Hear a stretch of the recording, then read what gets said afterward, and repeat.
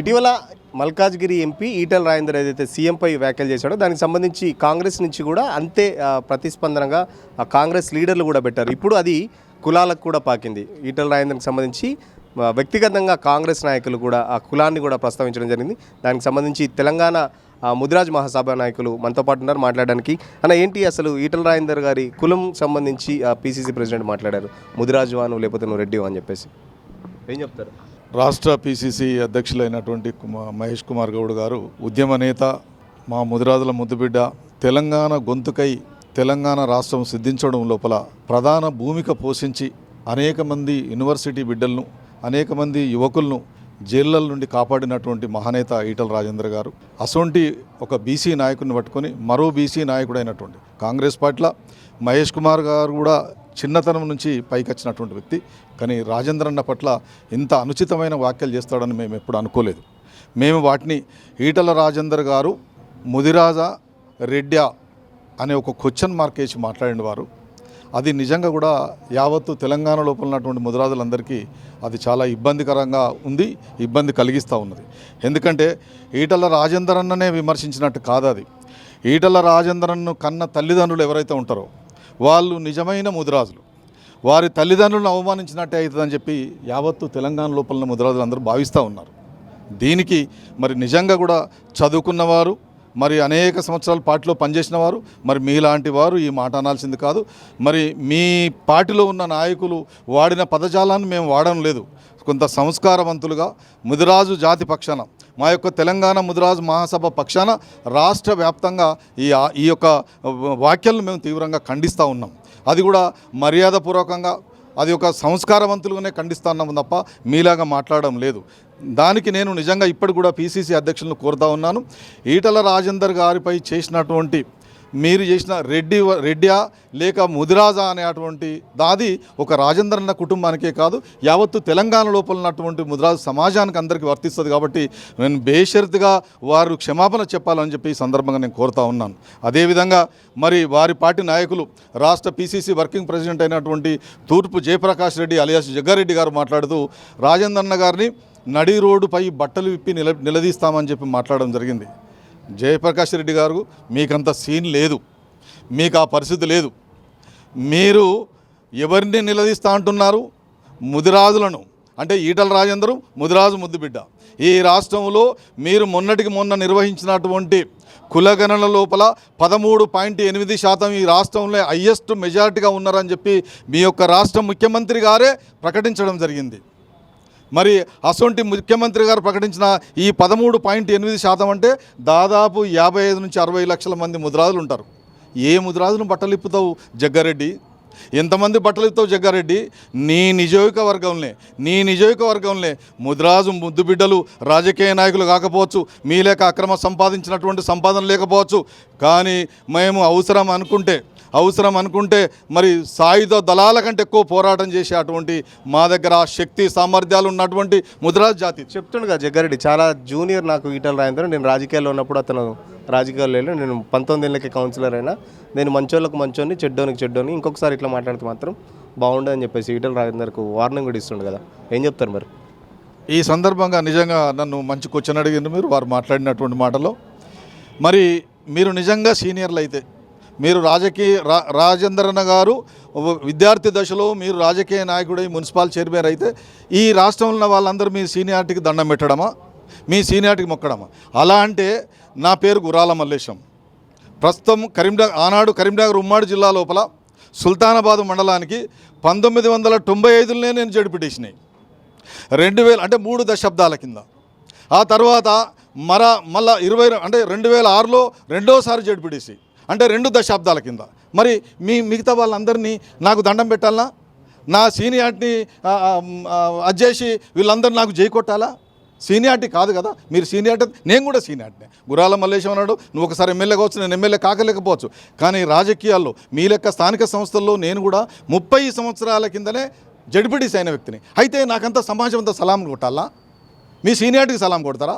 ఈటెల రాజేందర్ అన్నటువంటి వ్యక్తి మీ పార్టీ లోపలనే అనేక మంది, మీ పట్ల కాంగ్రెస్ పార్టీలో అనేక మంది సీనియర్లు ఉండగా కూడా సీనియర్లు ఉన్నాం కూడా మీరు టిక్కెట్లు అమ్ముకున్న వ్యక్తి, మోసం చేసినటువంటి వ్యక్తి అని ఇదే ముఖ్యమంత్రి గారిని, ముఖ్యమంత్రి కాకముందు రేవంత్ రెడ్డి గారిని అనేక మీ ఇష్టమైన పదజాలంతో దూషించినటువంటి మీరే మరి అంత జూనియర్ అయినటువంటి తెలుగుదేశం పార్టీలో పనిచేసిన రేవంత్ రెడ్డి గారు, బీఆర్ఎస్లో పనిచేసిన రేవంత్ రెడ్డి గారు ఇవాళ మరి కాంగ్రెస్ పార్టీలకు వచ్చి మీలాంటి సీనియర్లు ఉండడం కూడా ముఖ్యమంత్రి ఎందుకయిండు?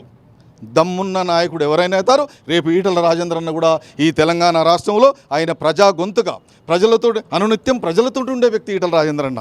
పొద్దుగాల లేస్తే 9 గంటల లోపల చా తాగినామని అడుగుతాడు, 10 దాటిందంటే టిఫిన్ చేసినామని అడుగుతాడు, 12 దాటితే అన్నం తిన్నామని అడుగుతాడు.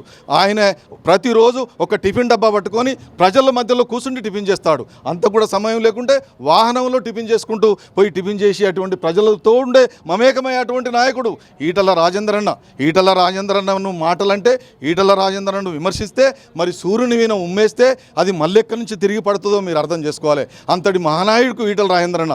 మీరు అనుకున్నట్టుగా మీరేదో ముఖ్యమంత్రి మెప్పు కొరకో, కాంగ్రెస్ పార్టీలో పెద్దల మెప్పు కొరకో, ఏఐసీసీ నాయకుల మెప్పు కొరకో ఈటల రాజేందర్ అన్న అంటే ఈటల రాజేందర్ అన్న ఒక ముదిరాజే కాదు, ఆయన ఒక పొత్తుల సద్ది లాంటి వాడు.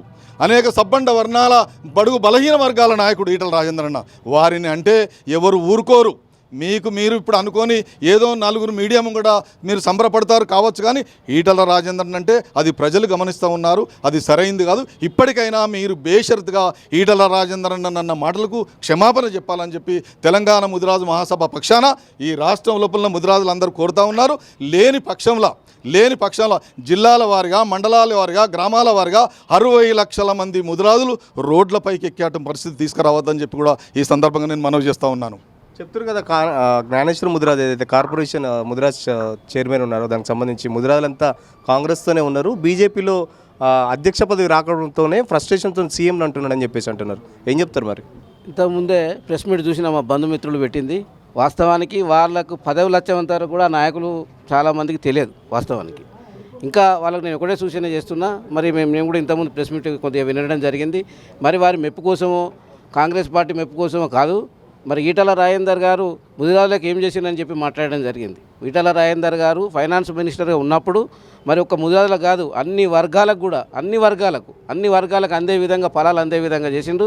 అంతేకాదు ముఖ్యంగా మా మత్స్యకారులకు మరి 1000 కోట్లతోని ఎన్ఎస్డిఎఫ్ నిధులతోని మరి వాహనాలు కావచ్చు ఇవాళ ముదిరాజులకు వస్తున్న అప్పుడు చేసిన ఆయన ఫైనాన్స్ మంత్రిగా ఉన్నప్పుడు చేసినటువంటి బెనిఫిట్ తప్ప ఆ తర్వాత మరి ఇప్పటివరకు ఏది మాత్రం కూడా రాలేదు.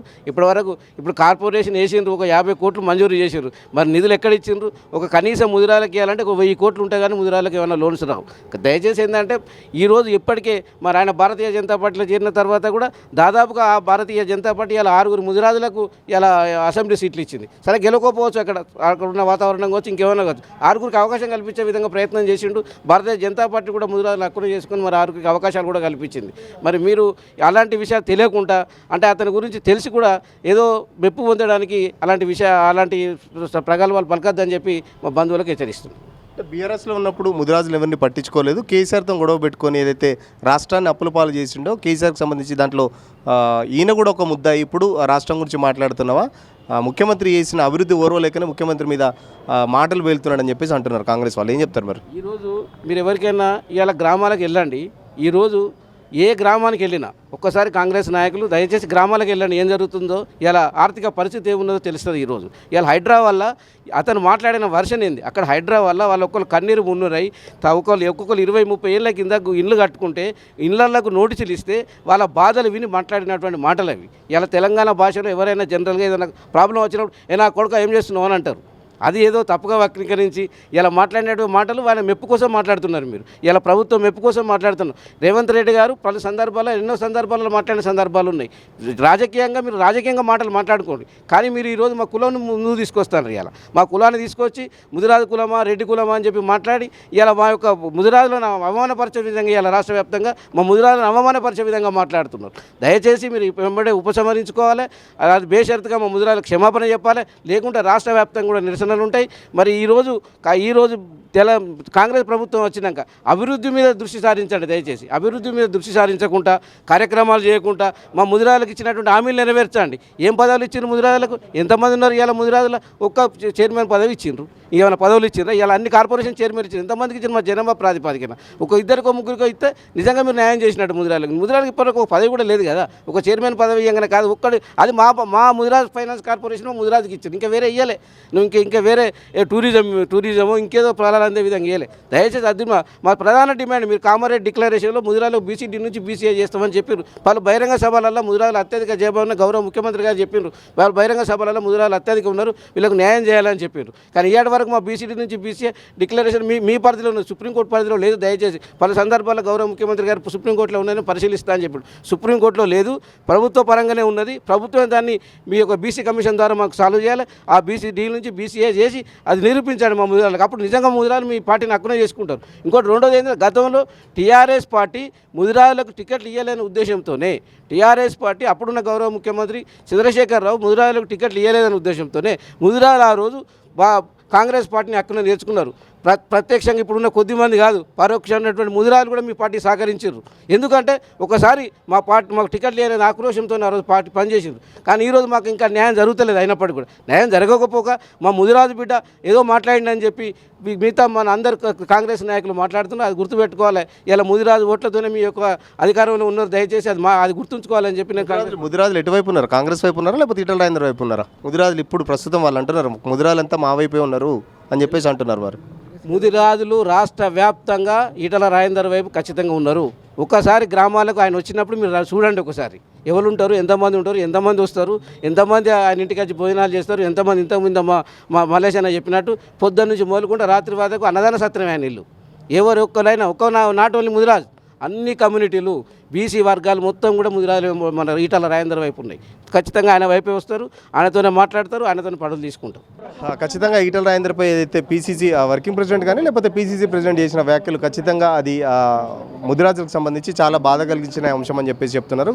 ఏదైతే హైడ్రా గురించి మాట్లాడినందుకే ఈటల రాజేందర్ని కులం పేరుతో దూషించడం ఎంతవరకు కరెక్ట్ అని చెప్పేసి, దమ్ముంటే గ్రామాల్లోకి వెళ్ళి మీ కాంగ్రెస్ పాలనపై ప్రజాభిప్రాయ సేకరణ చేసుకోండి, అప్పుడు తెలుస్తుంది. లేకపోతే అంతేగాని ఈటల రాజేందర్ని కులం పేరుతో దూషించడం, అటు రెడ్డి అని కానీ లేకపోతే ముదిరాజ్ అని చెప్పేసి మాట్లాడడం ఖచ్చితంగా అది కాంగ్రెస్ పార్టీకి తగదని చెప్పేసి ఇప్పటికైనా ఆ వ్యాఖ్యలు వెనక్కి తీసుకొని ఖచ్చితంగా ఈటల రాజేందర్కు బేషరతుగా క్షమాపణ చెప్పాలి. లేకపోతే రాష్ట్ర వ్యాప్తంగా ముదిరాజులంతా యుద్ధం ప్రకటించే అవకాశం ఉందని చెప్పేసి ముదిరాజ్ సంఘ నాయకులు చెప్తున్న పరిస్థితి. ఇప్పుడు జర్నలిస్ట్ కిరణ్తో సురేష్ పల్లవి టీవీ, హైదరాబాద్.